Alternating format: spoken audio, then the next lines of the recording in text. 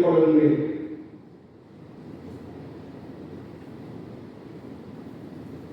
யாழ் மாவட்டம், மன்னார் மாவட்டம், கிளிநொச்சி, முல்லைத்தீவு மாவட்டம், வவுனியா மாவட்டம், திருகோணமலை, மட்டக்களப்பு மற்றும் அம்பாறை மாவட்டம் என்பவற்றை பிரதிநிதித்துவப்படுத்தி வந்து இங்கே கலந்து கொண்ட அனைத்து சட்டத்தணிகளுக்கும் தனிப்பட்ட முறை எனது நன்றிகளை தெரிவித்துக் கொள்கின்றேன்.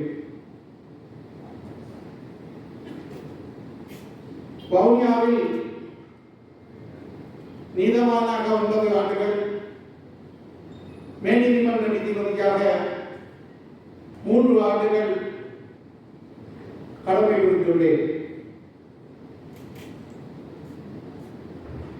திருகோணமலையில் 2008-2010 மேல்நீதிமன்ற ஆணையாளராகவும் 2012-2014 மேல்நீதிமன்ற ஆணையாளராகவும் 2018-2022 மேல்நீதிமன்ற நீதிபதியாகவும் 8 ஆண்டுகள் திருகோணமலையில் கடமை புரிந்துள்ளேன்.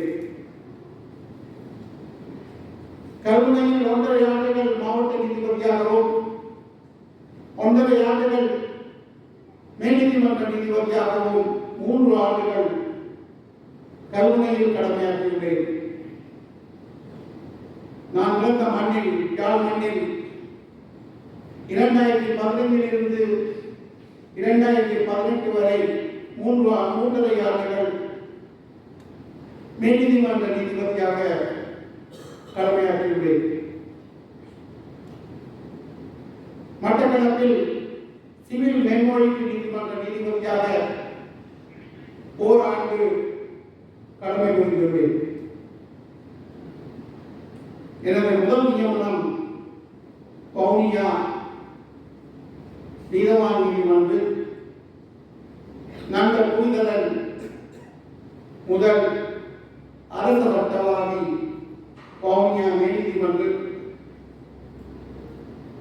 வவுனியா மேல்நீதிமன்றம் திறப்பதற்காக 40 நாட்கள் நீதித்தேவை ஆணைக்குழுவினால் நான் நியமிக்கப்பட்டு நீதிமன்றம் திறந்து வைக்கப்பட்டதை அடுத்து நிரந்தர நீதவானாக மன்னார் மாவட்டத்திற்கு சென்றேன். அங்கே 1997 அக்டோபர் மாதம் 8ஆம் தேதி சென்று 2000ஆம் ஆண்டில் நான் 3 ஆண்டுகள் கடமை செய்து மீண்டும் வவுனியாவுக்கு நீதவானாக கடமையாற்ற வந்தேன். தீர்ப்புகள் அவை சம்பந்தமாக நான் பேச விரும்பவில்லை, அது எனது கடமை. இருப்பினும்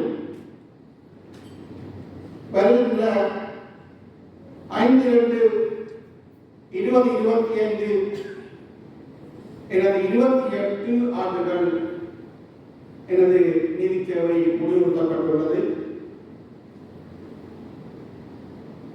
முதல்நிலை நீதிமன்ற நீதிபதியாக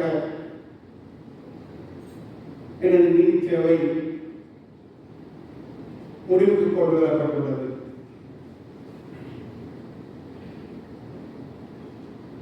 ஆனால் மேல்நீதிமன்ற நீதிபதிகள்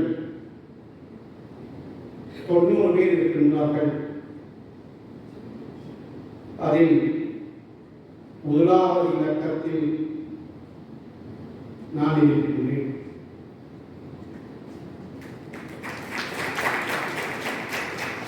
பதினெட்டு 2024 உயர்நீதிமன்ற தீர்ப்பு பிறப்பிக்கப்பட்டது.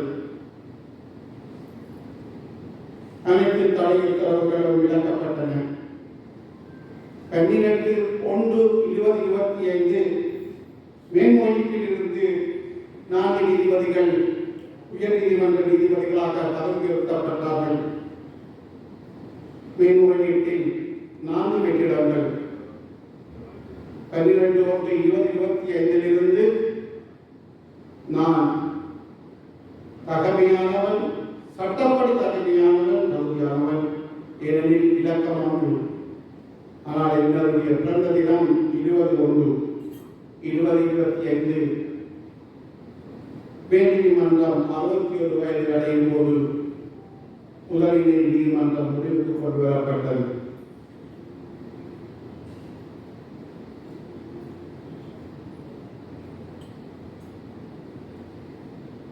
காலத்தின் சோதனை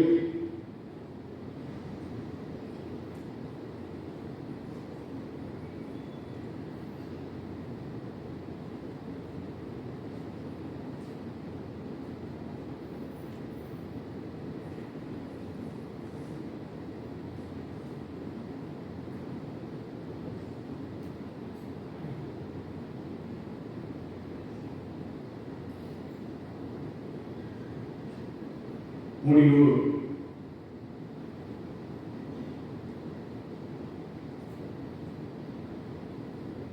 இறுதிப்படுத்தப்படவில்லை எனவும் கூறுகின்றார்கள். இறுதிப்படுத்தப்பட்டுள்ளது எனவும் கூறுகின்றார்கள். 28 ஆண்டுகள் கடமை புரிந்து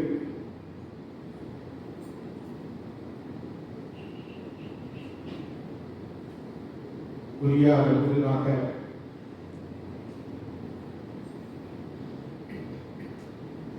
எனது நீதித்துறை எழுதப்பட்டுள்ளது.